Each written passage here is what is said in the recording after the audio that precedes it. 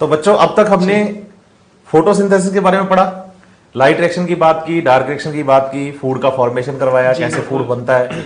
अब प्रोसेस पढ़ने के बाद हमें पढ़ना है कि फैक्टर्स अफेक्टिंग फोटोसिंथेसिस, कि जो प्रोसेस है फोटोसिंथेसिस, इसे कौन कौन से फैक्टर्स अफेक्ट करते हैं। जी बिल्कुल। अब सिंपल सी बात है, अगर फोटोसिंथेसिस प्रोसेस अफेक्ट होगा तो यहां पर यह बात समझना हमारे लिए इंपॉर्टेंट हो जाता है कि जो फोटोसिंथेसिस की यील्ड होगी, जितना जी यील्ड, जो प्रोडक्ट बन रहा है, फूड जो बन रहा है, जी सर, वो भी तो अफेक्ट होगा। बिल्कुल। तो एनसीईआरटी से लिख रही है the rate of the photosynthesis very important in determining the yield of plants including the crop plant, कि जो क्रॉप प्लांट्स हैं वो प्रोडक्शन जो कर रहे हैं उन पर फैक्टर्स का भी इफेक्ट आ रहा है। जी बिल्कुल, है ना। तो जब फैक्टर्स की बात आती है ना बच्चे, तो फैक्टर्स हमें दो तरह के याद करने हैं, एक तो इंटरनल और दूसरे एक्सटर्नल। इंटरनल फैक्टर से मतलब तो ये हो गया कि अपने खुद के फैक्टर्स हैं। अच्छा, प्लांट के मतलब प्लांट के खुद के, इसलिए इंटरनल फैक्टर्स को प्लांट फैक्टर्स भी कहा जाता है। फैक्टर्स भी, जी बिल्कुल। और दूसरी बात है एक्सटर्नल फैक्टर्स की। एक्सटर्नल फैक्टर्स है एनवायरमेंटल फैक्टर्स, जैसे लाइट हो गई, कार्बन डाइऑक्साइड, मतलब जो चीजें एटमॉस्फेयर की हैं वो तो हो गई एटमॉस्फेरिक फैक्टर, या इन्हें एक्सटर्नल कहिए आप। और जो प्लांट के खुद के हैं इन्हें हम नाम देंगे इंटरनल फैक्टर्स, या फिर आप इन्हें प्लांट फैक्टर्स भी कह सकते हैं, क्योंकि प्लांट के खुद के हाँ, बिल्कुल, प्लांट के खुद के इंटरनल फैक्टर्स तो उसी पे डिपेंड करेंगे, उसी पे डिपेंड करेंगे। जैसे कि अपन अगर इंटरनल फैक्टर्स की बात करें, हाँ, तो इसमें क्या क्या इंक्लूडेड है जी, कि सबसे पहले नंबर ऑफ लीव्स। तो ये तो जस्ट कॉमन सी बात है, हर बच्चा इजीली बता सकता है कि लीव्स अगर ज्यादा हुई तो पता है अपन को फोटोसिंथेसिस ज्यादा होना। मतलब ये ऐसे फैक्टर है, जैसे नंबर ऑफ लीव्स हुआ, ये ऐसा फैक्टर है कि जो प्लांट के अंदर फोटोसिंथेसिस को डायरेक्टली अफेक्ट करे। मतलब लीव्स अगर कम हुई तो फोटोसिंथेसिस कम, ज्यादा हुई तो फोटोसिंथेसिस ज्यादा। दूसरे की बात करें तो अपन साइज ऑफ लीव्स, हाँ, साइज बड़ा हो गया, साइज बड़ा हो गया तो फोटोसिंथेसिस ऑब्वियस से ज्यादा ही होना है। और अगर कम हुआ तो उसका प्रोडक्शन कम होगा, फोटोसिंथेसिस कम होगा, फूड कम बनेगा, यील्ड कम आएगी। जी बिल्कुल। जैसे और फिर अगर अपन तीसरी फैक्टर को ले तो सर आता है एज ऑफ लीव्स। और इसमें भी बच्चे इजीली कोरिलेट कर सकते हैं कि अगर यंग लीव्स है तो उसके सारी सेल्स अच्छे से वर्क करेगी, मतलब जो बूढ़ा है वो काम कम करेगा, जो जवान है वो काम ज्यादा करेगा, उसकी एफिशिएंसी कम आएगी। जी बिल्कुल कम आएगी ना। तो यंग लीव्स की जो है प्रोडक्शन रेट जो होती है वो ज्यादा होती है, प्रोडक्शन ज्यादा होता है। जी। उसके बाद में अगर नेक्स्ट चले तो अपन ओरिएंटेशन ऑफ लीव्स आता है। जी। अब ओरिएंटेशन में कुछ नया वर्ड नहीं है, अरेंजमेंट से ही है। जैसे प्लांट के अंदर लीव्स का अरेंजमेंट कैसे, जैसे डाइकोट और मोनोकोट का एग्जांपल। जी बिल्कुल, डाइकोट लीव्स में तो जैसे प्लांट के साथ वो परपेंडिकुलर रहती है, जैसे ये प्लांट और लीव्स ऐसे रहती है। मैं प्लांट हूं जी, ये मेरा मेन एक्सिस है जी, तो ये मेरी ये आपकी लीव्स हो गई। तो ये प्रॉपर्ली सनलाइट को देखिए सर रिसीव कर पाएगा, मतलब सारी सनलाइट, इसके लिए सारा सरफेस एरिया अवेलेबल है सनलाइट को रिसीव करने के लिए। मतलब ये अर्थ के तो पैरेलल हो गई, लेकिन फॉलिंग लाइट के परपेंडिकुलर, तो सरफेस एरिया जो है वो काफी है, काफी ज्यादा हो गया, तो ज्यादा लाइट रिसीव करेगी, ज्यादा फूड बनेगा। अब अगर मैं मोनोकोट लीफ की बात करूं, अगर आप मोनोकोट हो, हाँ मैं प्लांट हूं, मेरा ये मेन एक्सिस है, तो मेरी लीफ तो यूं ग्रो ये रहती है, पैरेलल रहती है स्टेम के साथ। तो फिर इस पे अगर लाइट गिराऊंगा तो सर देखिए कितना कम सरफेस एरिया मिल रहा है मुझे लाइट, तो फॉलिंग लाइट के पैरेलल हो जाएगी जी, और अर्थ के परपेंडिकुलर, तो यहाँ एब्जॉर्प्शन एरिया कम हो गया। तो इसमें फोटोसिंथेसिस स्लाइटली डाइकोट से थोड़ा कम हो जाएगा, क्योंकि लाइट एब्जॉर्प्शन जो है वो कम हो गया, सरफेस एरिया कम हो गया। जी बिल्कुल। जी। फिर उसके बाद में अगर नेक्स्ट फैक्टर की बात करें तो अपने पास आता है mesophyll cells and chloroplast. Mesophyll and chloroplast, और यही बच्चे शुरू से अपन पढ़ते आ रहे हैं कि बच्चों को पढ़ाते आ रहे हैं कि बच्चों फोटोसिंथेसिस जो होता है प्लांट के अंदर ग्रीन सेल्स में होता है, ग्रीन पार्ट कलर में होगा, और वहां पे जैसे लीव्स की बात करें अगर तो मेनली ग्रीन पार्ट ही होता है, जो लीफ ही है, लीव्स ही है सबसे ज्यादा ग्रीन पार्ट मेन तो। और उनके अंदर जो सेल्स है वो मेसोफिल सेल्स है, और इन मेसोफिल सेल्स के अंदर जो जहां पे फोटोसिंथेसिस होगा वो सेल ऑर्गेनल अपना क्लोरोप्लास्ट है, इसमें फोटोसिंथेसिस चल रहा है। जी बिल्कुल। तो मेसोफिल सेल्स का नंबर ज्यादा, क्लोरोप्लास्ट अगर ज्यादा तो फोटोसिंथेसिस भी ज्यादा ही होने वाला है। मतलब ये डायरेक्ट रिलेशन है इनका, कुछ टेंशन लेने की जरूरत नहीं, ज्यादा तो प्लांट के खुद के फैक्टर है, तो फोटोसिंथेसिस के लिए वो तो अच्छे से डेवलप करके रखेगा ना, सिंपल सी बात है। बिल्कुल। फिर उसके बाद में नेक्स्ट पे आते हैं बच्चों अपन इंटरनल CO2 कंसंट्रेशन। अब अपन पहले बात कर चुके हैं कि प्लांट CO2 की तो बहुत इंपॉर्टेंट है प्लांट के लिए, क्योंकि फोटोसिंथेसिस में ग्लूकोज बनता है CO2 कार्बन डाइऑक्साइड का रिडक्शन करवा करके मेल्विन केल्विन तो प्रूव किया कि भाई जो कार्बन ग्लूकोज में प्रेजेंट है वो CO2 से तो आ रहा है, तो CO2 तो उसको चाहिए। अब इसके पास प्लांट के पास अच्छे से CO2 अंदर, तो फोटोसिंथेसिस अच्छा होना ही है, ऑब्वियसली ग्लूकोज बन। और रुबिस्को एंजाइम की भी अपन ने बात की थी सर, वो भी CO2 और O2 की कंसंट्रेशन में अगर उसको CO2 ज्यादा मिले, CO2 के लिए ज्यादा एफिनिटी शो करता है, वो तो ज्यादा करता है, तो वो CO2 से जब करेगा तभी तो फूड बनेगा। तो इंटरनल CO2 कंसंट्रेशन अच्छी हो तो उसमें फोटोसिंथेसिस भी अच्छा होगा। नेक्स्ट है द अमाउंट ऑफ क्लोरोफिल। ये भी बच्चे बहुत अच्छे से कोरिलेट कर सकते हैं कि क्लोरोफिल तो वही पिगमेंट है जो लाइट एब्जॉर्ब करेगा, तो क्लोरोफिल ज्यादा, लाइट एब्जॉर्प्शन ज्यादा, फोटोसिंथेसिस ज्यादा।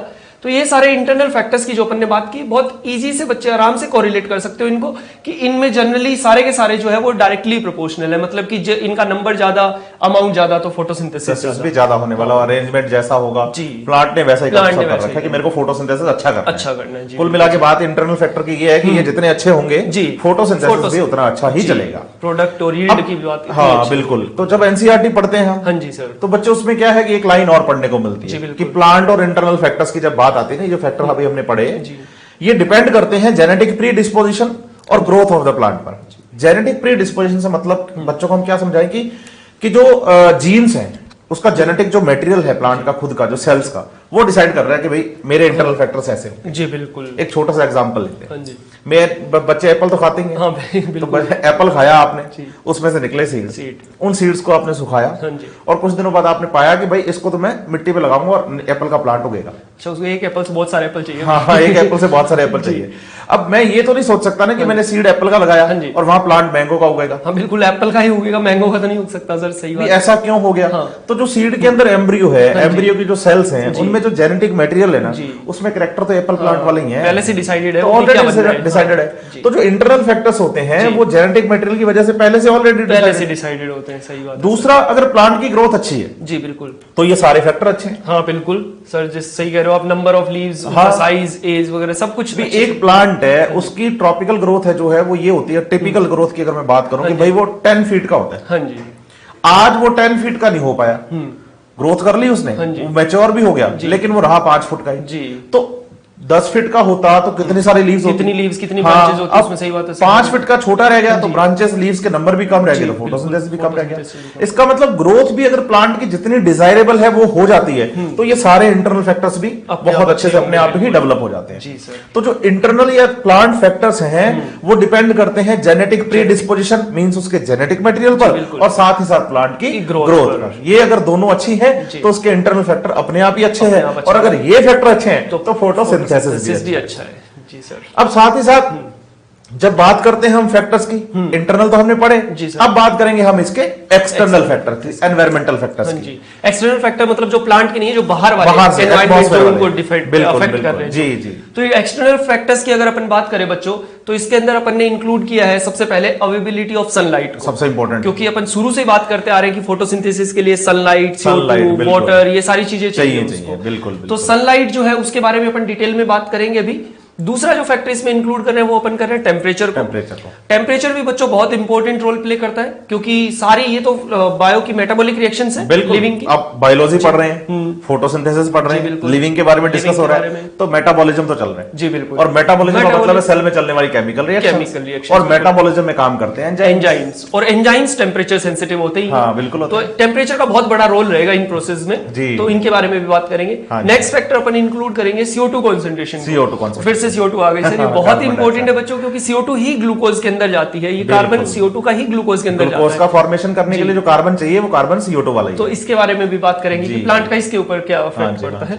और वाटर की, वाटर तो सबके लिए, सारी लिविंग सेल के लिए इंपॉर्टेंट है, सारी मेटाबॉलिक रिएक्शंस के लिए इंपॉर्टेंट है, और प्लांट में फोटोसिंथेसिस के लिए भी, क्योंकि तो हाइड्रोजन डोनर है, ऑक्सीजन भी इसी से निकल रही है, CO2 का रिडक्शन भी यही करवाने वाला है। तो ये चारों फैक्टर्स जो आप पढ़ रहे हैं ये एनसीईआरटी में आपको गिवन है। ये सारे एक्सटर्नल फैक्टर्स हैं, और ये ज्यादा इंपॉर्टेंट है, अपन को इनको अच्छे से पढ़ना है, अच्छे से पढ़ना। और देखिए, हमने अभी देखा कि ये जो फोटोसिंथेसिस के प्रोसेस को ये इतने सारे फैक्टर्स अफेक्ट कर रहे हैं, और जैसे हम इतने सारे फैक्टर्स की बात करते हैं तो एक वहां पे रूल है ब्लैकमैन सर का, ये भी अपनी एनसीईआरटी में गिवन है।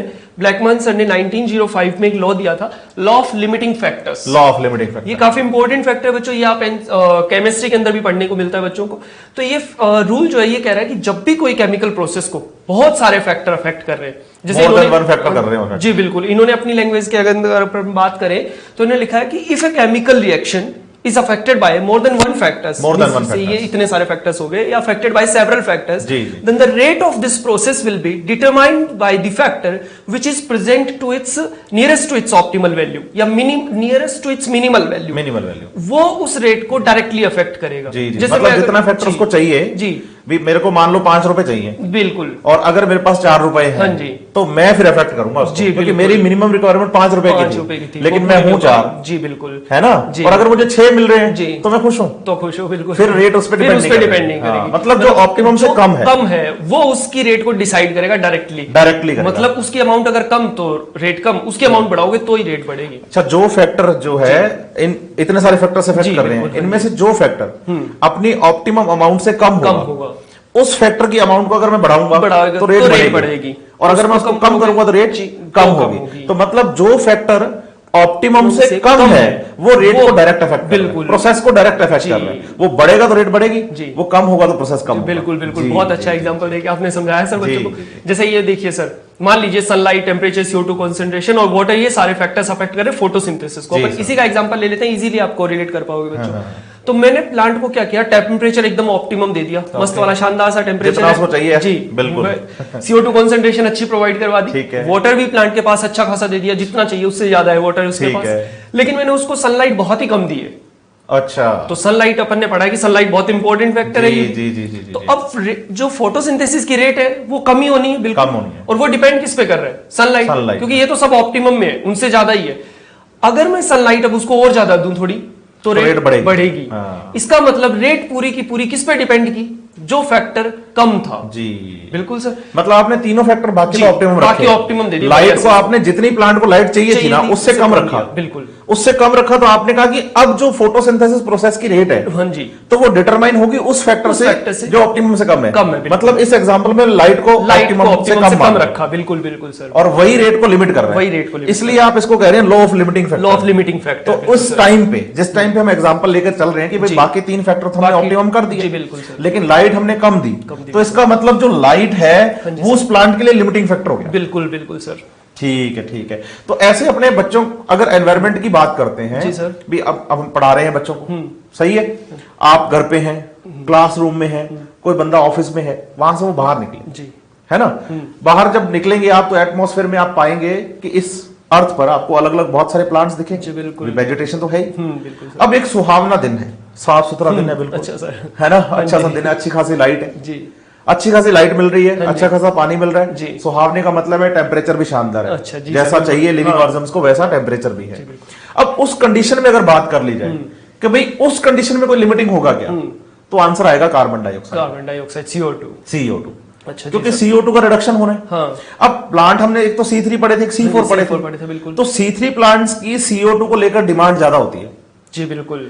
CO2 को लेकर डिमांड CO2 की जो C3 प्लांट्स के लिए वो ज्यादा होगी, बिल्कुल। अब एटमॉस्फेयर में अगर सारे फैक्टर नॉर्मल चल रहे हैं ना, तो CO2 तो ऑटोमेटिकली अपने आप ही C3 प्लांट के लिए लिमिटिंग होनी है, बिल्कुल सर। तो बाहर जितने प्लांट दिख रहे हैं उनमें ज्यादा मुझे C3 मिलते हैं जी। तो एक C3 प्लांट के बारे में बोल दिया जाए कि भाई इसके लिए सब कुछ सही है, सारी कंडीशन सही है, बताओ इसके लिए कोई लिमिटिंग है क्या, तो फिर आंसर आएगा भाई कार्बन डाइऑक्साइड। इसके लिए हमेशा लिमिटिंग है जी, क्योंकि इसकी डिमांड तो हमेशा ज्यादा रहती है CO2 को लेकर। मतलब सब कुछ अच्छा है तो भी वो CO2 के लिए बिल्कुल टेंशन है। अब एनवायरमेंट कंडीशन बदल दो जी, मैं कहता हूँ बादल आ गए, हाँ जी, बहुत सारे क्लाउड्स आ गए, अंधेरा छा गया है ना, अंधेरा छा गया, तो इसका मतलब अब CO2 लिमिटिंग नहीं रही, अब लाइट लिमिटिंग, अब लाइट कम पड़ जाएगी, बिल्कुल सर। अब उस प्लांट के लिए लाइट कम पड़ जाएगी।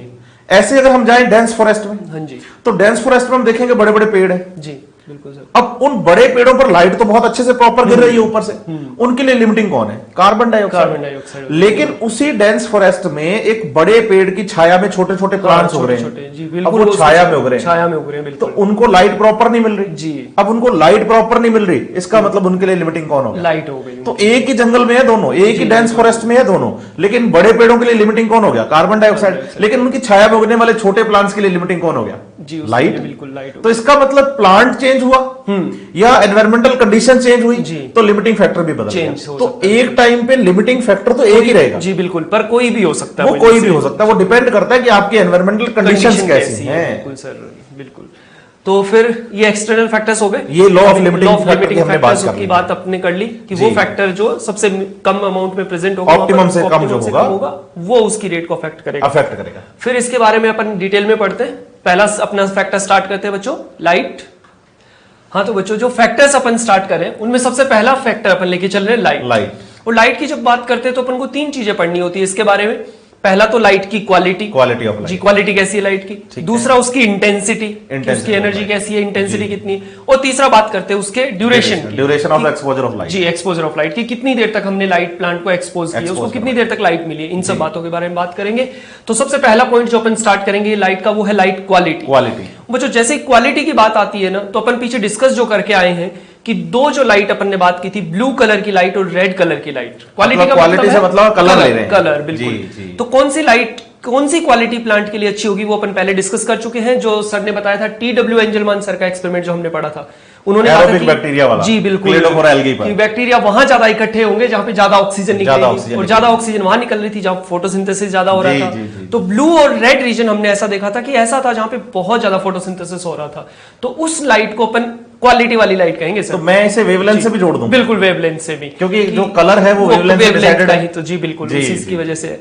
तो ब्लू कलर और रेड कलर की जो लाइट है, या अपन उनकी वेवलेंथ अगर लें तो वो वेवलेंथ जिसपे ब्लू और रेड कलर की लाइट दिखती है, वो वेवलेंथ प्लांट के लिए अच्छी मानी जाती है, क्वालिटी अच्छी है। मतलब प्लांट से ये पूछ लो कि भाई तेरे को कौन सी लाइट चाहिए फोटोसिंथेसिस के लिए, अच्छी कौन सी है, अच्छी 7 रंग है विबग्योर में, violet, indigo, blue, green, yellow, orange, red. अब आप बताओ कि आपको इनमें से अच्छा कौन सा लगता है फोटोसिंथेसिस के लिए? ब्लू और रेड तो बेस्ट है, वो कहेगा नीले वाली और लाल वाली तो बेस्ट है, मतलब क्वालिटी अच्छी है उसकी। लेकिन अगर ग्रीन लाइट की बात करें हम, तो क्वालिटी डाउन, थोड़ा सा उसमें ऐसा हो जाएगा कि ग्रीन नहीं, ये तो मेरे को नहीं चाहिए, मैं रिफ्लेक्ट करता हूं, मैं तो रिफ्लेक्ट करता हूं क्योंकि मेरा मेन पिगमेंट क्लोरोफिल है और वो ग्रीन कलर का है, तो उसकी क्वालिटी इतनी अच्छी नहीं है। तो बच्चों बात ये इंपॉर्टेंट यहाँ पे आती है कि लाइट की क्वालिटी की अगर बात करें तो ब्लू और रेड रीजन की जो लाइट है, ब्लू और रेड लाइट जो है वो अच्छी होती है फोटोसिंथेसिस के लिए, जबकि ग्रीन लाइट में फोटोसिंथेसिस हमने देखा था कि कम हो रहा था पूरे विबग्योर में से, पूरे विबग्योर में से। दूसरे पॉइंट की अगर अपन बात करें तो आता है लाइट की इंटेंसिटी, और जैसे इंटेंसिटी की बात आती है तो आते हैं वहां पे नंबर ऑफ फोटॉन्स, ये याद रखना है, मतलब अमाउंट ऑफ लाइट कि उसमें एनर्जी कितनी है। मतलब जैसे अपने लाइट गिराई प्लांट पे, ठीक है, तो मान लीजिए कि अपन उसकी इंटेंसिटी बहुत कम है, मतलब उस लाइट के अंदर 10 ही फोटोन है, तो हमें पता मतलब वेवलेंथ फिक्स कर दो आप जी। जैसे मान लो मैंने 680 नैनोमीटर बोल दिया, 680 नैनोमीटर की लाइट आ रही है, ये वेवलेंथ हो गई जी बिल्कुल। अब इसके कितने फोटोन गिर रहे हैं, वो इंटेंसिटी हो गई। अगर 100 फोटोन आए जी तो ये इंटेंसिटी हो गई। अगर इसको मैं 200 कर दूं तो मैं कहूंगा इंटेंसिटी बढ़ गई, और अगर मैं 50 कर दूं तो मैं कहूंगा इंटेंसिटी कम। वेवलेंथ सेम चल रही है, बस अमाउंट ऑफ लाइट चेंज हो रहा है, इंटेंसिटी से मतलब amount of light, photon change हो गए तो एनर्जी भी उसकी चेंज होती है। तो बच्चों जैसे इंटेंसिटी की बात करते हैं तो अपने पास एक एनसीईआरटी का बहुत प्यारा सा ग्राफ है, बहुत अच्छे से एक्सप्लेन किया हुआ है एनसीईआरटी में, ये तो जी बिल्कुल जी। इन्होंने क्या किया है, एक्स एक्सिस पे तो लिया है लाइट की इंटेंसिटी, जिसकी अपन बात कर रहे हैं, नंबर ऑफ फोटॉन्स वगैरह, और वाई एक्सिस पे लिया है रेट ऑफ फोटोसिंथेसिस को या रो। तो ये रिलेशन हो गया ग्राफ लाइट इंटेंसिटी और रेट ऑफ फोटोसिंथेसिस का, कि लाइट की इंटेंसिटी अगर अपन बढ़ाएंगे या कम करेंगे तो जो फोटोसिंथेसिस है उस पर क्या इफेक्ट पड़ने वाला है वो इस ग्राफ से समझेंगे। तो बच्चों देखिए लाइट इंटेंसिटी यहां से अपन स्टार्ट करते हैं, इधर मैं जाऊंगा तो लाइट इंटेंसिटी मैं धीरे धीरे बढ़ाऊंगा, और नीचे से ऊपर की ओर अगर मैं जा रहा हूं इधर तो रेट ऑफ फोटोसिंथेसिस बढ़ती जा रही है, प्रोडक्शन बढ़ता जाएगा। तो देखिए सर यहाँ पे लाइट इंटेंसिटी स्टार्टिंग में मैंने ली, ये लो लाइट है, मतलब बहुत कम लाइट इंटेंसिटी ली है। तो देखिए बच्चों फोटोसिंथेसिस कितना हुआ है, इस अमाउंट का इतना फोटोसिंथेसिस हुआ है मान लीजिए। अब मैं लाइट इंटेंसिटी को बढ़ाता हूं, एक्स एक्सिस पे आगे चलता हूं, ये मैंने लाइट इंटेंसिटी को और बढ़ाया, तो देखिए फोटोसिंथेसिस भी बढ़ गया, पहले इतना था अब यहां पे पहुंच गया। इसका मतलब आप जितना बढ़ेंगे एक्स एक्सिस पे उतना ही आपको बढ़ना है वाई एक्सिस पे, मतलब आप जितनी इंटेंसिटी बढ़ाते जाएंगे रेट भी उतनी बढ़ती जा रही है बच्चों। बिल्कुल आप इस ग्राफ से बहुत अच्छे से समझ सकते हो। देखिए बच्चों लाइट इंटेंसिटी और बढ़ाई तो फोटोसिंथेसिस और बढ़ गया, तो इसका मतलब मैं ये कंक्लूजन निकाल सकता हूं कि जो लाइट इंटेंसिटी है स्टार्टिंग में जब मैं लाइट इंटेंसिटी बढ़ाते जा रहा था तो रेट ऑफ फोटोसिंथेसिस उसी ऑर्डर में बढ़ती जा रही थी, मतलब दोनों एक दूसरे के पैरेलल चल रहे हैं। मतलब आप ये कहना चाह रहे हो कि लाइट बढ़ी तो रेट ऑफ फोटोसिंथेसिस बढ़ा, तो एक बड़ा दूसरा बड़ा, ये बड़ा ये बड़ा ये बड़ा, तो ये दोनों एक ही मतलब मैनर में चल रहे हैं अपन। तो इसका मतलब रेट जो है वो यहाँ पर अब लाइट पर डिपेंड कर रही है, बिल्कुल डायरेक्टली प्रोपोर्शनल है, डायरेक्टली प्रोपोर्शनल, एक लीनियर रिलेशनशिप हो गया, लीनियर रिलेशनशिप हो गया। तो अपन कह सकते हैं कि जब लाइट इंटेंसिटी मैंने लो रखी है, जब स्टार्टिंग में कम है, तो उस टाइम पे रेट ऑफ फोटोसिंथेसिस मेरी उसके डायरेक्टली प्रोपोर्शनल है। लेकिन अब देखिए बच्चों इस पॉइंट से जैसे जैसे आगे बढ़ता हूं तो कर्व थोड़ा सा इधर टर्न लेता है और बाद में एकदम कांस्टेंट हो गया, स्ट्रेट लाइन आ रही है। कांस्टेंट का मतलब देखिए बच्चों इस पॉइंट पर मान लीजिए ये मेरी डी लाइट इंटेंसिटी है, ये वो लाइट इंटेंसिटी है जिसपे जो मेरा रेट ऑफ फोटोसिंथेसिस है वो ई है, ई का मतलब यहां पे फिक्स हो गया। अब मैं लाइट इंटेंसिटी को इसके आगे बढ़ाऊं तो मेरा फोटोसिंथेसिस के अंदर कोई इंक्रीज नहीं आ रहा है ऊपर की, कांस्टेंट हो गया। तो ये सी वो रीजन है सर यहाँ पे जहां पे लाइट इंटेंसिटी में बढ़ाते जा रहा हूं लेकिन रेट ऑफ फोटोसिंथेसिस पे कोई इफेक्ट नहीं पड़ रहा है। तो ग्राफ में डी पॉइंट इंटेंसिटी वो इंटेंसिटी हो गई जी, डी पॉइंट जिस पर मुझे ई मैक्सिमम फोटोसिंथेसिस मिल गया। और ए वाले पॉइंट में तो मैं जैसे लाइट बढ़ा रहा हूं जी, तो रेट बढ़ रही है, बिल्कुल, है ना? हाँ जी। बी वाले पे लाइट जो है वो ऑप्टिमम होती जा रही है, वो ऑप्टिमम की तरफ जा रही है। हाँ। अब लाइट का अवसर तो धीरे धीरे खत्म होने वाला है कि लाइट इंटेंसिटी का इसके आगे कोई असर नहीं रहेगा जी। अब कोई दूसरा फैक्टर उसके लिए कम पड़ने लग जाएगा जी, तो कोई दूसरा फैक्टर उसके लिए कोई फैक्टर लिमिटिंग हो जाएगा जी बिल्कुल। तो ये पॉइंट वो पॉइंट है जहां पे मैं ये कह सकता हूं कि ये मेरा सैचुरेशन पॉइंट है लाइट इंटेंसिटी के लिए। मतलब अब प्लांट को जितनी लाइट चाहिए थी उतनी यहाँ पे मिल चुकी है, इतनी लाइट इंटेंसिटी चाहिए डी पॉइंट तक की, अब वो सैचुरेट हो चुका है लाइट की वजह से। तो मतलब अब लाइट और बढ़ाओ उसको कोई टेंशन कोई मतलब नहीं है, रेट कांस्टेंट अब वो रेट लाइट पर डिपेंड नहीं कर रही जी। अब अगर इसका मतलब ए बी सी जो है हाँ जी ये कुछ इंडिकेट कर रहे हैं जी बिल्कुल जी बिल्कुल। तो जो ए पॉइंट है जी जी ये तो बता रहा है कि यहाँ पे लाइट अपनी कम है, मतलब कि लाइट लिमिटिंग है इस रीजन तक, तो ऑप्टिमम से कम मतलब बी पॉइंट पर तो लाइट ऑप्टिमम हो रही है बी तरफ ऑप्टिमम की तरफ तो बी से पहले का जो रीजन होगा वो ए रीजन है, तो इसका मतलब लाइट अभी ऑप्टिमम से कम है जी बिल्कुल। तो मैं सीधा बोल दूं कि ए पॉइंट पर लाइट लिमिटिंग है बिल्कुल सर, है ना? सही बात है जी बिल्कुल। और सी पॉइंट पर अदर फैक्टर लिमिटिंग है जी। और बी वो ट्रांजिशन जोन है जहां लाइट तो ऑप्टिमम हो रही है और कोई दूसरा फैक्टर लिमिटिंग होता जा रहा है। तो पूरे ग्राफ को अगर कंक्लूड किया जाए तो ग्राफ में 5 पॉइंट है हमारे पास, ए बी सी और डी और ई। ए का मतलब है लाइट बढ़ रही है, रेट बढ़ रही है, मींस लाइट लिमिटिंग है। बी का मतलब है कि भाई अब लाइट तो ऑप्टिमम हो रही है जी, अब कोई और फैक्टर लिमिटिंग अब रेट लाइट पर नहीं किसी और फैक्टर पर डिपेंड करेगी। और जब रेट किसी और फैक्टर पर डिपेंड करेगी तो आप जितने मर्जी लाइट बढ़ाओ जी बिल्कुल रेट नहीं बढ़ने वाली। तो सी का मतलब यहां हो गया कि other factor is limiting, now light is not limiting, क्योंकि लाइट अपना ऑप्टिमम लेवल जो है वो क्रॉस कर चुकी है, सैचुरेट हो चुकी है बिल्कुल। और डी और ई पॉइंट को अगर मैं देखूं तो डी पॉइंट को मुझे एक्स एक्सिस पर मिला है, तो ये वो लाइट इंटेंसिटी है जिस पर मुझे ई मैक्सिमम रेट ऑफ फोटोसिंथेसिस मिलेगा। तो इन बातों को जो कि सर ने ग्राफ में आपको बहुत अच्छे से समझाया, एनसीईआरटी ने लाइनों के अंदर भी लिखा है जी बिल्कुल। जब अपनी थ्योरी पढ़ेंगे ना आप एनसीईआरटी से तो उसमें भी लिखा है।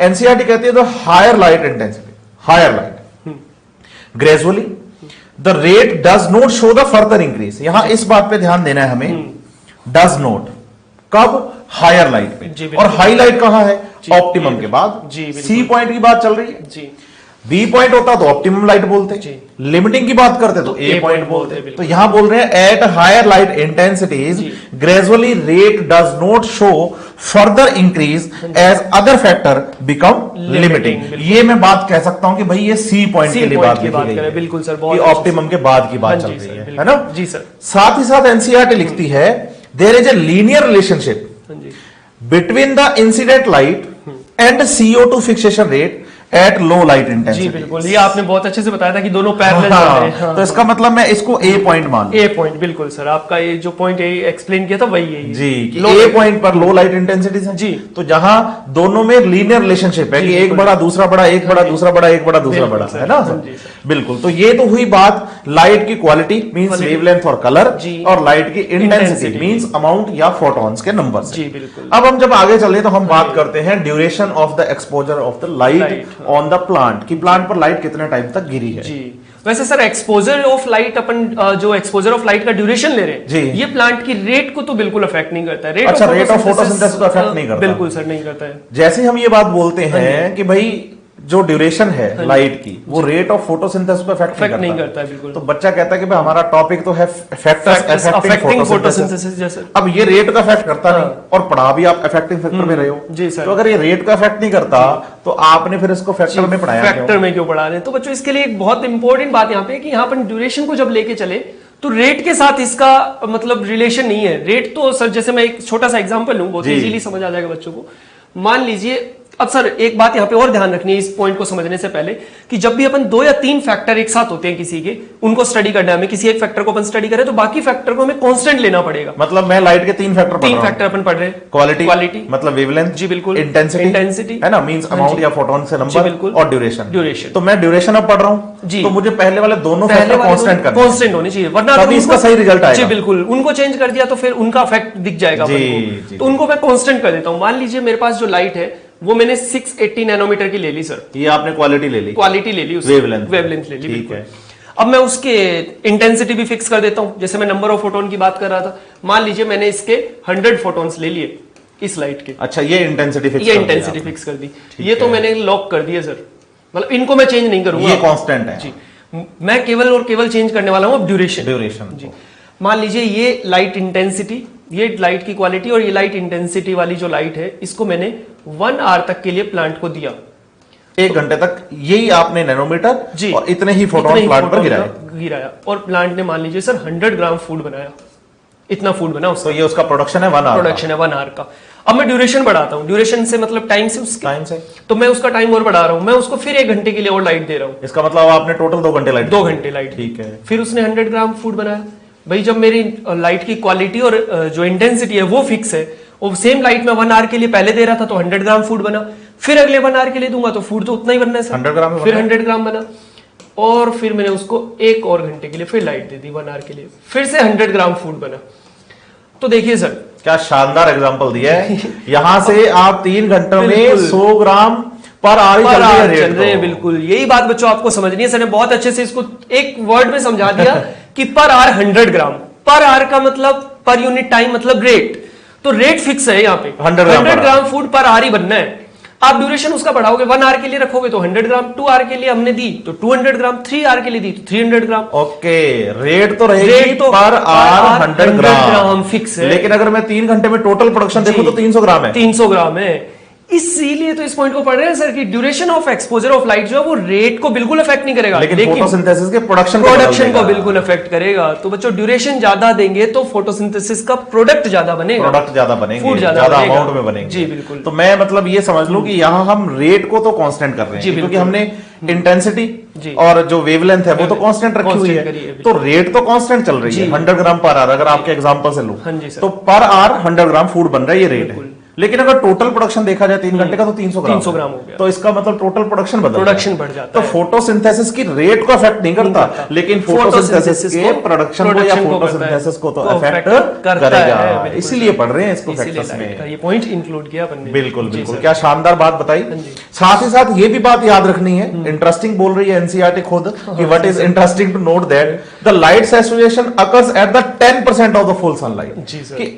सन की जो टोटल अर्थ पे लाइट आ रही है ना, सनलाइट, हाँ जी सर, उसको 100% मान लो, आपकी टोटल आ रही है वो 100% है। 100 आ रही है। उसमें से प्लांट अगर मैक्सिमम यूज करे भी ना कि भाई मैं सैचुरेट हो रहा हूं, तो वो 10% ही करेगा। अच्छा 10% तक, इसका मतलब 90% तो उसके लिए अभी भी फालतू ही है, एक्स्ट्रा ही है। बिल्कुल, उसने यूज ही 10% करनी है। इसका मतलब लाइट की उसको ज्यादा टेंशन नहीं है। हाँ, लाइट तो उसके पास जरूरत से ज्यादा ऑलरेडी प्रेजेंट है। इस बात को हम ऐसे भी समझ लें, except for the plant in the shade और द डेंस फॉरेस्ट।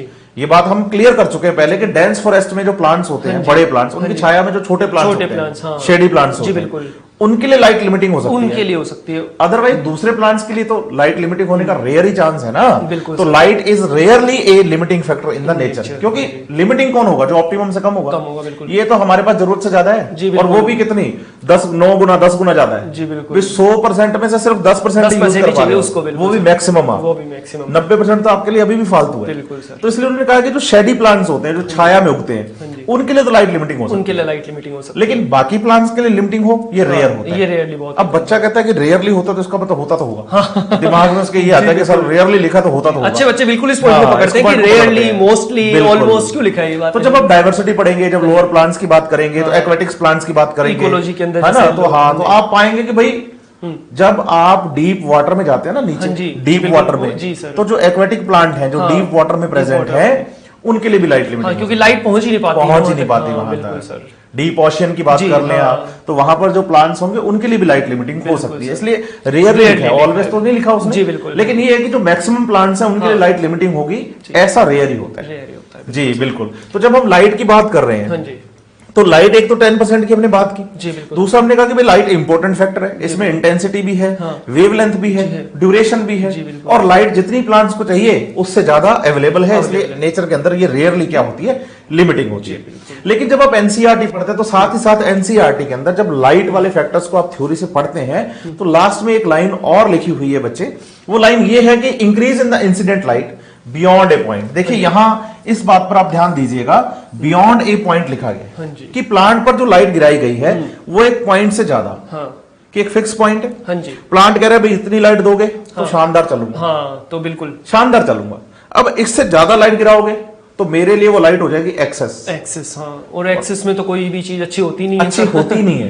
जी बिल्कुल, अति तो बुरी है, सिंपल सी बात है। तो बच्चा हमेशा कहता है सर ज्यादा पढ़ना भी नहीं है क्या? नहीं, एजुकेशन को लेकर, नॉलेज को लेकर तो हर चीज मतलब कुछ एक्सेप्शन तो है ही बायोलॉजी में, तो ये भी एक एक्सेप्शन है। पढ़ना अच्छे से बच्चों, वो भी एक्सेस में पढ़ना। हाँ, पढ़ना तो खूब है हमें, क्योंकि जितना पढ़ेंगे उतना बढ़ेंगे। जी बिल्कुल। तो increase in the incident light beyond A point. Beyond A point से मतलब हो गया कि फिक्स पॉइंट है कि भाई इतनी लाइट दो जी, इससे ज्यादा लाइट दोगे ना तो गड़बड़ है, तो उसने कहा कि cause the breakdown of the chlorophyll, मतलब इसके लाइट एब्सॉर्ब करने की एक लिमिट है। एक इंसिडेंट लाइट की लिमिट है। अगर उस लिमिट से ज्यादा अगर आप प्लांट पर लाइट गिराएंगे ना तो वो उसके क्लोरोफिल को क्या कर देगी, डैमेज कर देगी। और अगर क्लोरोफिल डैमेज हो गया तो फोटोसिंथेटिक रेट जो है वो डिक्रीज होना ही है। बिल्कुल सर, क्योंकि क्लोरोफिल तो मेन पिगमेंट, चीफ पिगमेंट है ना फोटोसिंथेसिस। अब ये लाइन तो एनसीईआरटी ने लिख दी, लेकिन जब आप मॉड्यूल पढ़ेंगे, अपने स्टडी पैकेज की स्टडी करेंगे, तो इसके लिए आपको टर्म मिलेगी सोलराइजेशन। मतलब इस स्पेशल कंडीशन, हाँ, इस स्पेशल कंडीशन के लिए कि अगर आप जरूरत से ज्यादा लाइट प्लांट पर गिराते हैं और क्लोरोफिल डैमेज हो जाता है तो इसे हम कहते हैं सोलराइजेशन। अब जब सोलराइजेशन की बात आती है तो बच्चे हमें सोलराइजेशन को समझने के लिए एक टर्म और बच्चों को हमें यहां समझाना चाहिए, वो है फोटो ऑक्सीडेशन। फोटो ऑक्सीडेशन, हाँ, एनसीईआरटी ने यूज किया है। बिल्कुल। अब जो फोटो ऑक्सीडेशन जो है ना, उसी की वजह से सोलराइजेशन। फोटो ऑक्सीडेशन तो होना है, बस ज्यादा ना हो जाए, बिल्कुल। तो पहले तो फोटो ऑक्सीडेशन का मतलब समझ ले, फिर हम समझते हैं कि ज्यादा फोटो ऑक्सीडेशन होने की वजह से क्लोरोफिल कैसे डैमेज हो रहा है। जी बिल्कुल। तो एक एग्जांपल ले रहे हैं कि हमारे पास क्लोरोफिल ए है, chief pigment of the photosynthesis, main electron यही देता है फोटोसिंथेसिस चलाने के लिए। लाइट रिएक्शन में हमने पढ़ा सर, बिल्कुल, है ना। प्लांट ने क्लोरोफिल पर जो लाइट गिरी है उसके इलेक्ट्रॉन्स यहां से एक्साइट हुए थे, फोटोसिंथेसिस चला जी। अब जितने इलेक्ट्रॉन यहां से निकले उनको बैलेंस वाटर करवाता है। वाटर अल्टीमेट डोनर था। बिल्कुल। तो एक एग्जांपल लेके समझते हैं। मान लेते हैं कि लाइट के यहां 100 फोटोन गिराए गए क्लोरोफिल ए पर। हाँ जी। जितने फोटोन गिरे उतने इलेक्ट्रॉन निकले, तो इलेक्ट्रॉन भी 100 निकल गए। और जितने इलेक्ट्रॉन क्लोरोफिल से निकले उतने बैलेंस से भी वाटर ने 100 इलेक्ट्रॉन करवा दिया। हो गई बात। बिल्कुल। अब ये तो खुश है कि भाई इतने गए थे, इतने मिल गए, इसको कोई टेंशन नहीं। सही है। अब पानी इसके पास इतना ही है कि ये 100 इलेक्ट्रॉन्स को बैलेंस करवा सकता है प्लांट के पास। लेकिन अब लाइट जो है ना 100 फोटोन की बजाय आने लगी 150 फोटोन, 150 फोटॉन्स का। तो इलेक्ट्रॉन भी कितने निकलने लगे, 150 निकलने। लेकिन पानी तो 100 इलेक्ट्रॉन्स को बैलेंस करवा सकता है, तो 50 क्या हो गए, एक्स्ट्रा निकल गए। इसका मतलब लाइट एक्स्ट्रा गिरी, एक्स्ट्रा इलेक्ट्रॉन निकले, एक्स्ट्रा फोटो ऑक्सीडेशन हो गया जी। फोटो ऑक्सीडेशन से मतलब इलेक्ट्रॉन का निकलना, ऑक्सीडेशन का मतलब ऑक्सीडेशन, और लाइट गिरना फोटो, तो फोटो ऑक्सीडेशन जरूरत से ज्यादा हो गया। और जो वाटर है वो इतने इलेक्ट्रॉन्स बैलेंस नहीं करवा पाया, और जो क्लोरोफिल था वो डैमेज हो गया, और क्लोरोफिल के डैमेज होते ही फोटोसिंथेटिक रेट जो है वो डाउन, बिल्कुल डाउन हो जाएगी। सर, इस फोटो ऑक्सीडेशन एक और बात अपन नोटिस कर सकते हैं सर, अगर दूसरी कंडीशन में अपन बात करें, मान लीजिए वाटर उसके लिए सफिशिएंट है, बिल्कुल, हाँ, बिल्कुल। तो वाटर भी, लेकिन ज्यादा लाइट आती जा रही है, ज्यादा वाटर टूट रहा है, बिल्कुल। तो अपन ने वहां पे लाइट रिएक्शन में बच्चों को पढ़ाया था सर कि वाटर जब भी टूटता है, तो आपने सर बहुत अच्छे से एक्सप्लेन किया था इसको कि प्रोटॉन में, इलेक्ट्रॉन में, और साथ में ये हाफ O2 में टूटता है। हाफ O2 का मतलब अपन ने वहां पे कह सकते हैं कि एक ऑक्सीजन का atom, atomic oxygen, atomic level पे, मतलब इसको अपन नेसेंट ऑक्सीजन कहते हैं। H2O फॉर्मूला है, तो H2O में ऑक्सीजन तो एक ही एटम है, बिल्कुल। अब यहाँ पे ऑक्सीजन तो है नेसेंट ऑक्सीजन, ठीक है। तो ये नेसेंट ऑक्सीजन बहुत ज्यादा रिएक्टिव है, highly reactive. Nascent oxygen is highly reactive. और ये क्या करती है सर, क्लोरोफिल के मॉलिक्यूल से बाइंड करती है और उसके बॉन्ड्स को ब्रेक करती है। वाटर टूटा भी तो क्लोरोफिल के साथ ही था, वो इसी पिगमेंट सिस्टम सेकंड के साथ ही तो एसोसिएट रहता है, बिल्कुल सर। तो जहां लाइट गिरी है क्लोरोफिल पर, वहीं तो वाटर टूटा, वहीं ये नेसेंट ऑक्सीजन पैदा हुई। और ये नेसेंट ऑक्सीजन बहुत ही ज्यादा डेंजरस है, क्योंकि बहुत ज्यादा रिएक्टिव है। तो इसको क्या करना पड़ता है, ये कर देती है क्लोरोफिल का फोटो ऑक्सीडेशन। तो इसको ये ऑक्सीजन जोड़ी तो ये भी ऑक्सीडेशन, और ये टूटा किसकी वजह से, लाइट की वजह से, इसलिए मैं इस ऑक्सीजन पर जोड़ना भी फोटो, बिल्कुल, ये भी फोटो ऑक्सीडेशन की एक टर्म है। तो प्लांट सर इन जनरल तो इसको क्या करके रखता है, बैलेंस करके रखता है। अच्छा, बैलेंस करके रखता है, बिल्कुल सर, कि जो ऑक्सीजन निकली है वो इससे रिएक्ट ना करे, इसको फिर O2 में बदलता है और बाहर एटमॉस्फेयर में एटॉमिक ऑक्सीजन को मॉलिक्यूलर में बदलता है, बिल्कुल सर। जैसे अपन बात करें जो एसेसरी पिगमेंट्स थे इसके क्लोरोफिल ए के साथ, बिल्कुल सर, जैसे कैरोटीनोइड्स थे। तो कैरोटीनोइड्स क्या करते हैं सर, उनका काम यही है कि वो इस मॉलिक्यूलर ऑक्सीजन को, इन दो ऑक्सीजन को जोड़ेगा आपस में, और इनको किस में कन्वर्ट कर देगा सर? Molecular O2 में, मॉलिक्यूलर ऑक्सीजन में, और ये एटमॉस्फेयर में चली जाएगी। मतलब मैं ये मान लूं कि जो एटमॉस्फेयर में ऑक्सीजन निकल रही है ना फोटोसिंथेसिस से, निकलती तो वाटर से है, वाटर से, लेकिन उसको O2 में बदलने का काम कैरोटिनॉइड कर रहे हैं। कैरोटिनॉइड, ये एसेसरी पिगमेंट्स कर रहे हैं। बिल्कुल। तो एसेसरी पिगमेंट्स का ये एक और रोल हो गया।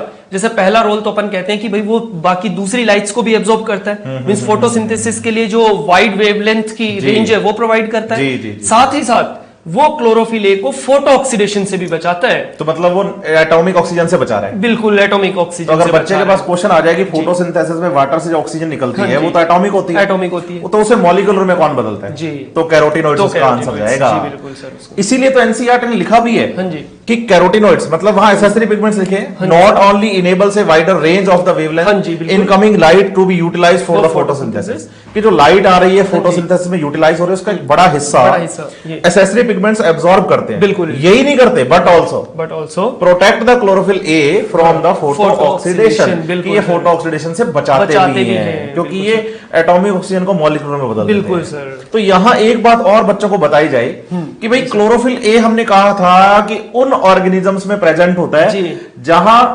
O2 लाइब्रेट होती है, मींस वाटर टूटकर ऑक्सीजन निकलती है। हाँ। तो इसका मतलब क्लोरोफिल ए जहां भी है वहां वाटर टूटेगा, और जहां वाटर टूटेगा वहां कैरोटिनॉइड्स होंगे। तो इसका मतलब अगर मैं इसको यूनिवर्सल कह रहा हूं कि फोटोसिंथेटिक O2 लाइब्रेटिंग ऑर्गेनिजम्स में क्लोरोफिल ए प्रेजेंट होता है, तो मैं ये भी तो कह सकता हूं कि जहां जहां क्लोरोफिल ए होगा साथ में कैरोटिनॉइड मिलेंगे, क्योंकि उन्होंने तो एटॉमिक ऑक्सीजन को मॉलिक्यूलर में बदलना है। बिल्कुल सर, है ना? तो मैं इसको मान लो कि क्लोरोफिल ए का बॉडी गार्ड है कैरोटिनॉइड। हाँ, बिल्कुल सर, बिल्कुल है, इसको बचाना है। बिल्कुल, ये करीना कपूर का सलमान खान हो गया। जी बिल्कुल नहीं जी बिल्कुल। चलिए सर, ये तो हुई लाइट के बारे में बात। अब जब हम लाइट की बात कर रहे हैं तो लाइट की हमने क्वालिटी की बात की, हमने इसकी इंटेंसिटी की बात की, हमने इसके ड्यूरेशन के बारे में बात की, और हमें यह भी समझना है कि जो क्लोरोफिल है इस पर अगर ज्यादा लाइट गिरती है तो ये डैमेज हो जाता है। लेकिन फिर भी प्लांट ने अपने क्लोरोप्लास्ट को बचाने के लिए कुछ अरेंजमेंट्स कर रखे हैं, शील्ड बना रखी है। हाँ, जैसे उसमें एक अरेंजमेंट ये भी है, जब आप एनसीईआरटी पढ़ेंगे जी सर, वहां आपको हेडिंग मिलेगी 209 नंबर पेज पर कि where does the photosynthesis takes place. हमने आपको पढ़ाया भी, क्लोरोप्लास्ट का स्ट्रक्चर हमने आपको बहुत अच्छे से पढ़ाया। उस पैराग्राफ की थ्योरी में एनसीईआरटी आपसे क्वेश्चन पूछती है कि भाई बताइए क्लोरोप्लास्ट की जो पोजीशन है वो कब पैरेलल और कब परपेंडिकुलर होती है फॉलिंग लाइट के या लेटरल वॉल्स के, है ना? अब उस क्वेश्चन को डिस्कस हमने वहां तो किया ही नहीं था क्योंकि लाइट के बिना समझ नहीं आना था। हाँ, बिल्कुल सर। अब उस क्वेश्चन का आंसर एनसीईआरटी ने नहीं दिया है हमें, वो तो ऐसे बोल देती है अपने टीचर से डिस्कस करें, अपने टीचर से आप डिस्कस करें। सही कह रहे हो, बिल्कुल ऐसा लिखती है, लेकिन आपके मॉड्यूल में आपके स्टडी पैकेज में उस क्वेश्चन का आपको आंसर मिलेगा। चलिए उसी को डिस्कस करते हैं। ये फिगर बच्चे आपके मॉड्यूल का ही फिगर है। जैसे मान लीजिए मेरे पास एक सेल है, इन सेल्स में क्लोरोप्लास्ट प्रेजेंट है जो फोटोसिंथेसिस कर रहे हैं। जी सर। अब लाइट की बात चल रही है तो लाइट के मैं 3 यहां लेकर चल रहा हूं अलग अलग, एक तो हाई लाइट इंटेंसिटी, एक लो लाइट इंटेंसिटी और एक मॉडरेट लाइट की मैं बात कर रहा हूं। जी सर। सही है।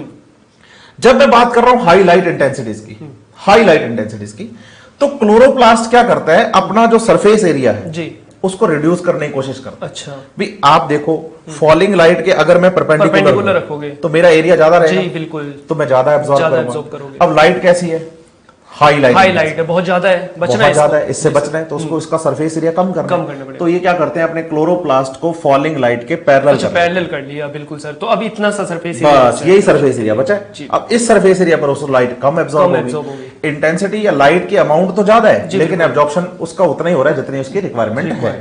तो इसका मतलब जब क्लोरोप्लास्ट फॉलिंग लाइट के, ये लाइट ऊपर से गिर रही है और उसके पैरेलल हो जाए, अच्छा, ये तो पैरास्ट्रोफ कंडीशन कहते हैं। जी बिल्कुल। अच्छा, पैरेलल पैरास्ट्रोफ है ना? जी सर। दूसरी बात आती है लो लाइट की, कि भाई लाइट कम है, प्लांट कहता है भाई लाइट तो सफिशिएंट चाहिए जी बिल्कुल फोटोसिंथेसिस करने के लिए, तो अपने एब्जॉर्प्शन एरिया को बढ़ाने की कोशिश करता है। तो लो लाइट इंटेंसिटीज पर क्या होता है कि क्लोरोप्लास्ट जो होते हैं वो फॉलिंग लाइट के अच्छा हो जाते हैं अब परपेंडिकुलर। इतना सारा एरिया मिल गया लाइट को, इतना एरिया मिल गया। जब आप ऐसे थे तो एरिया कम हो गया, अब आप ऐसे हो गए तो एरिया बढ़ गया। बिल्कुल सर। एरिया बढ़ते ही एब्जॉर्प्शन बढ़ गया। लाइट कम है लेकिन एब्जॉर्प्शन एरिया बढ़ गया। तो इसका मतलब जब लो लाइट इंटेंसिटीज होती हैं तब क्लोरोप्लास्ट फॉलिंग लाइट के हो जाते हैं परपेंडिकुलर, और इसे हम कहते हैं एपोस्ट्रोफी। मतलब ऊपर आ गए सर, एपी ऐसे। बिल्कुल।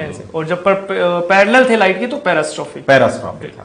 फिर अगर लाइट आती है मॉडरेट, तो कहते हैं भाई कैसे मर्जी रहो, सुहावना दिन आपको वाला कि लाइट ना कम है ना ज्यादा, ऑप्टिमम है, जैसे चाहिए वैसी लाइट है, तो मस्त रहता है वो। अब मस्त रहते हैं, हाँ, इधर उधर जिधर मतलब आप रैंडमली रहें। और जब रैंडम अरेंजमेंट की बात आती है तो हम उसे एपोस्ट्रॉफी कहते हैं। ये तीनों टर्म पैरास्ट्रॉफी, एपिस्ट्रॉफी, जो एपोस्ट्रॉफी है, ये तीनों ही टर्म आपको आपके मॉड्यूल में पढ़ने को मिलेंगी। लेकिन इसका क्वेश्चन जो है एनसीईआरटी में है और आंसर आपका मॉड्यूल में है। तो स्टडी पैकेज को आप अच्छे से पढ़िएगा, आपको ये बात समझ में आएगी। ये बातें हुई है लाइट के बारे में।